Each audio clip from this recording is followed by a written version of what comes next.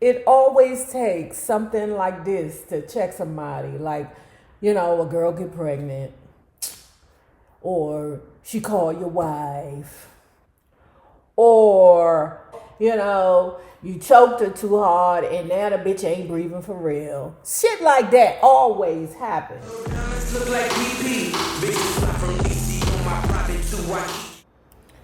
So look, y'all, it's a Saturday morning in my new place. I know you like, Nay, what the hell is going on? For those of you who are still sticking beside me, I thank you all so much. But listen, I haven't been able to get the cable together in my new place. So I've been uploading at work, right? And then when I finally get time to get the cable together, oh honey, now the outlet is not working. So that's part of the reason why I haven't been able to upload. The next thing is I did not have the bling book.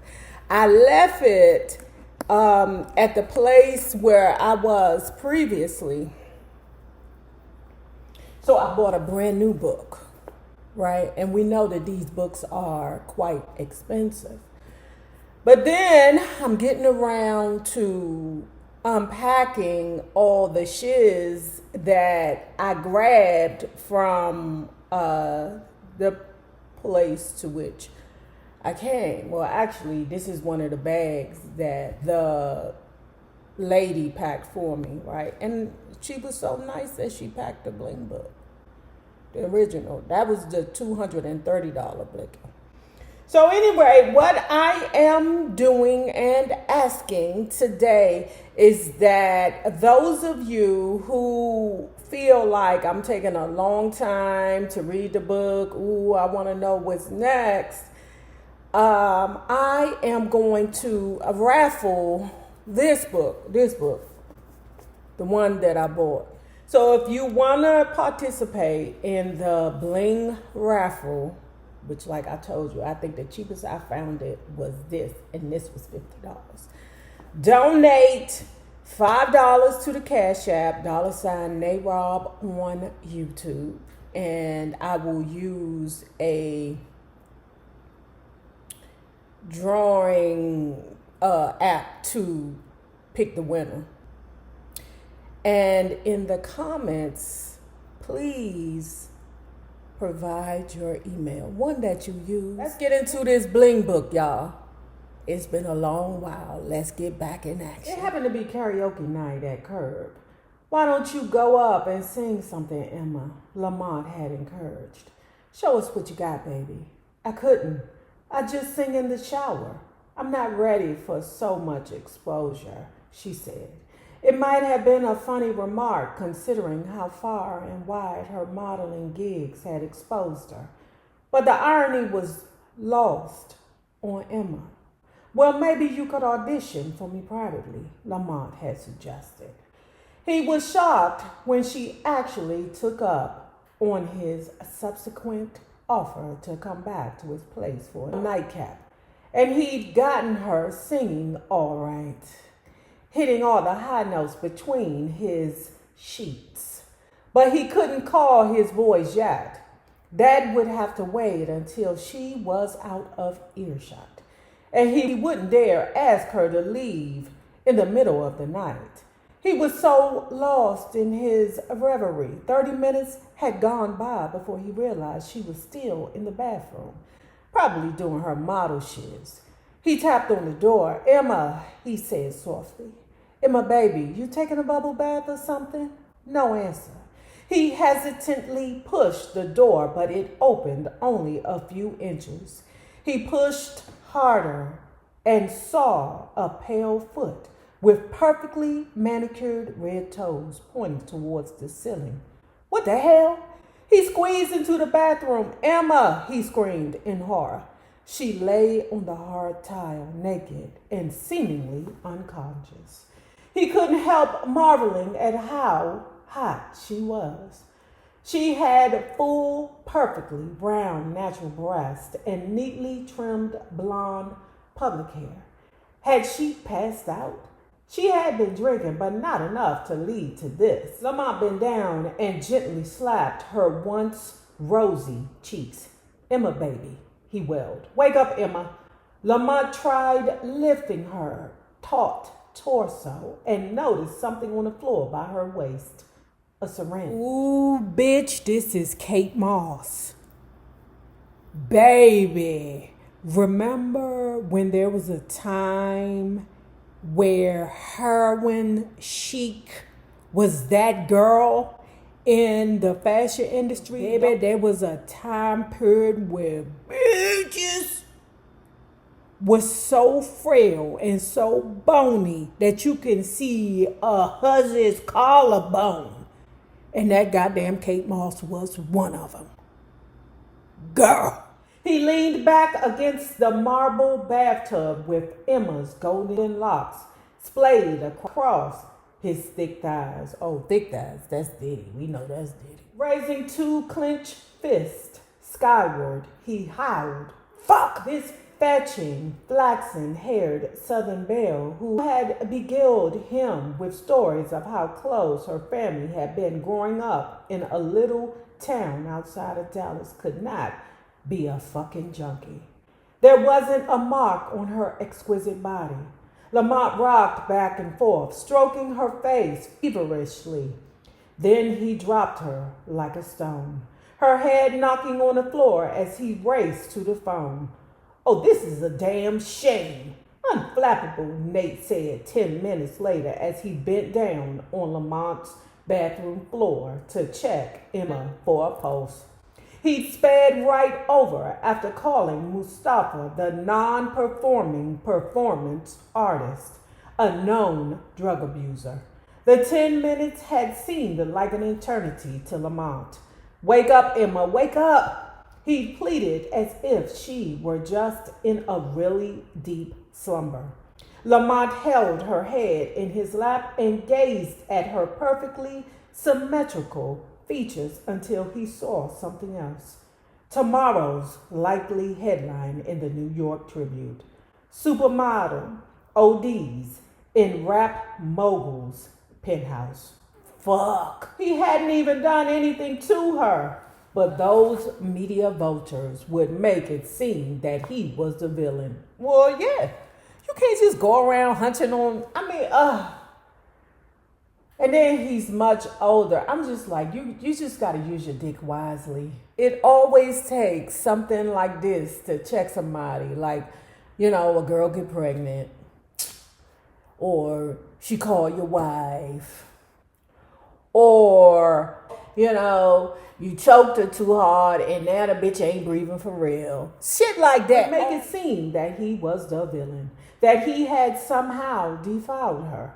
It would somehow come off like he'd killed her just because he was a hip-hop ninja who'd had the nerve to rise from the Marcy Projects and she was the whitest woman in America.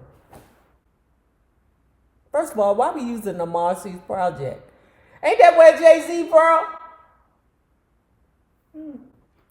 That's why calling an ambulance was not an option. Nate was his personal 911 in delicate situations. Nate would help him move her, so if she died elsewhere. Damn, she's hot, Nate commented as Mustafa rummaged through his black doctor's bag. Lamont stood looking over Nate's shoulder. It was good thinking that Nate had called Mustafa. Only a druggie knows how to treat a druggie. Lamont hadn't even thought of that. He'd been so panicked. Heroin, Mustafa diagnosed. But she doesn't have track marks, Lamont said.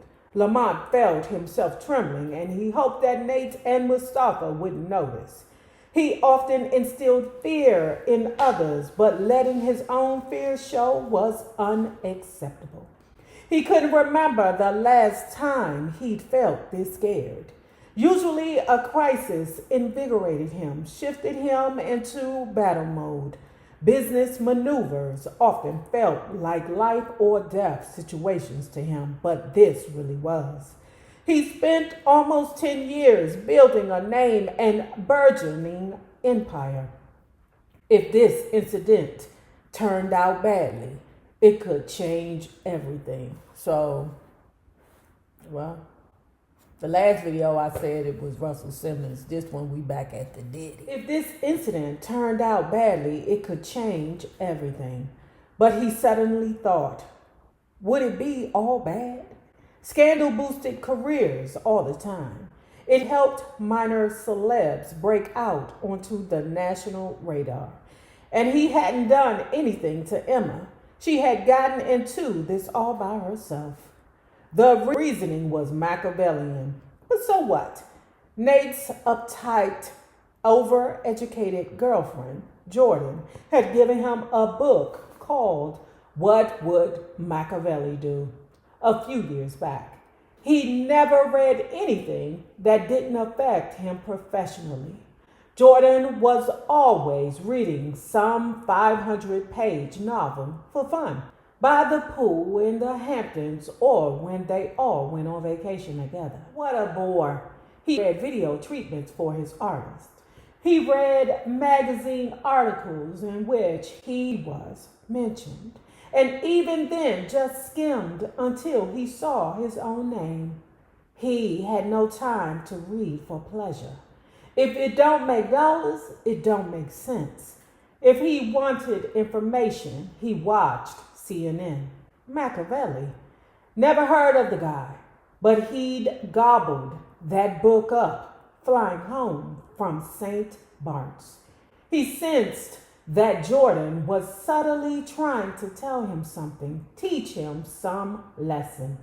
The book was her Christmas gift to him, and he saw on the back cover that it cost $11.95. Don't put yourself out, Jordy baby. She couldn't even splurge on a hardcover. And that year, Imani had sent the cheap bitch a pair of Jimmy Choos. But it had turned out to be a good read. He still wasn't sure what point Jordy was trying to make. She was always working an angle. But he had Imani send her a thank you note that said, love the book. This nigga's got it all figured out. Ends justify the means. Said it all, didn't it? A dead supermodel in his apartment, through no fault of his own, would get him into Vanity Fair for sure. Look between her toes, Mustafa said calmly. Lamont spread her toes apart and noticed tiny scars between them. Damn, she even has nice feet, Nate said. They soft. No, they're cold, Lamont shouted, regarding Nate with a scornful look. Because she's dying in my effing crib, money. Why would Emma do this to herself? She had everything. And to think he used to drool over the glamour girls, believing them way beyond his reach. Then he made a name for himself and a little money, and they began coming on to him. And pause, let me tell you something. I don't understand niggas. It's like the woman that's with you when you broke. I'm not saying it doesn't happen, but I feel like it's few and far between. But the women that are with you when you broke, you don't really appreciate them the way you should once you have, created whatever being that you feel you need to be. But you want the bee who wouldn't want you, and you will carry that lady that been through the mud with your dusty ass, cutting them diabetic toenails for you, just so you can have the unattainable. It's something about men. Men do dumb shit. I mean, women do it too, but that's crazy to me. Then he made a name for himself and a little money, and they began coming on to him. But it didn't take long to realize they weren't all that special. Sometimes they smelled bad. Some of them were average pretty when the makeup came off, or their tits sagged when the bra came undone. And all of them were more insecure than you think any woman of their good looks and fortune would be. Women have insecurities, men have insecurities, so I don't know. Everybody got some kind of insecurities. Men be insecure about their private parts. What's throwing me off is we know that Monty, Lamont, whatever you want to call him today in this book, in this part is Diddy. We know he old chubby checker. We know his ass struggles to keep his weight down. We know he is a germaphobe, has controlling, a narcissist, struggling with his weight, and projects all his insecurities on the women who he date, because it's like, I'm not perfect, but he ain't gonna outwardly say it, but I want the woman that I'm with to be perfect. Do you know what it's like to climb on top of a fat dude whose titties is bigger than yours? Do you know what it's like to be with a woman whose vagina smell like bacteria, in fact, like the trichomonas? You know what I'm saying? It's like the people who should humble themselves because they know that they're not perfect want perfection from these other people. It's crazy to me. How you want something perfect and you ain't flossed in years? That should be throwing me off. Sometimes they smell bad. Some of them were average pretty when the makeup came off, or their tits sagged when the bra came undone. And all of them were more insecure than you think any woman of their good looks and fortune would be. Lamont looked at poor Emma, sprawled out on the marble floor, lips turning blue, and felt sorry for himself. Another fantasy bites the dust, he thought. Maybe he should find a normal girl with a normal career. Someone who brought less drama. Beautiful, though. No, he told himself after a moment's contemplation. She'd probably be boring. Mustafa plunged a shot of Narcan into Emma's breastbone with the precision of a surgeon, and they all leaned over her, waiting for her signs of life. Emma finally let out a strangled gasp of breath and moaned quietly. Her dainty hand went to the throbbing at the back of her head. Her eyelids fluttered. Then her baby blues focused curiously on the three black men staring down at her perfect naked body.